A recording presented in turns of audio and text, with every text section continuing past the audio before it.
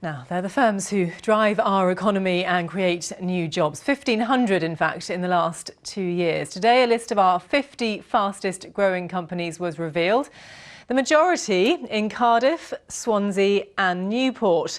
But for the second year in a row, there were none in Ceredigion, Denbighshire, Merthyr and Torfaen. Well, Carol Green reports from Caerphilly, a firm crowned this year's fastest growing business.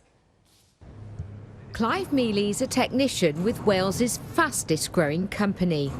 AerFin in Caerphilly strips down and refurbishes aircraft engines, and the business is flying. I came from the motor trade and I had an opportunity to come here 2.5 years ago and I haven't looked back since, really.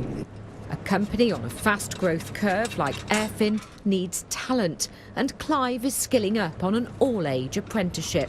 The staff have been absolutely pivotal in the growth of the business. Our growth over the last 2 years has been 1,044%, which is staggering. Clearly you need the engineering skills here. It's one of the areas Wales is facing a shortage. How do you manage? It can be a challenge at times. Obviously, with General Electric on our doorstep, they've got world-class training for their engineers, and we can often benefit from the movement of people. Lloyd West has been in the aviation sector for 30 years and knows it can be a bumpy ride. The business can be very cyclic, obviously depending on the financial situation throughout the rest of the world, and it can go up and down quite a lot. But at the moment, obviously growing at a great extent. Yeah. I mean, AerFin, since I arrived 3 years ago, we've had a massive growth. We've taken on 2 new product types, and we're looking at taking on new engine types all the time. This company operates in the global marketplace. It's an exporter, so the low pound after the Brexit vote is helping to keep it competitive. It's one of the winners, but not all sectors in Wales are faring so well.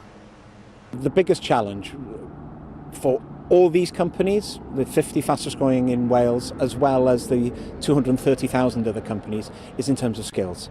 It's about talent attraction. And I think this is going to be one of the biggest challenges when it comes to Brexit, because clearly if you look at the creative and digital sector, which has grown tremendously in Wales, and particularly on our list this year, is that they're looking overseas increasingly to get that talent in. Now, if they can't get that talent in from overseas, they're going to look to local universities to provide that talent. At the moment, they're telling me they're not getting that talent.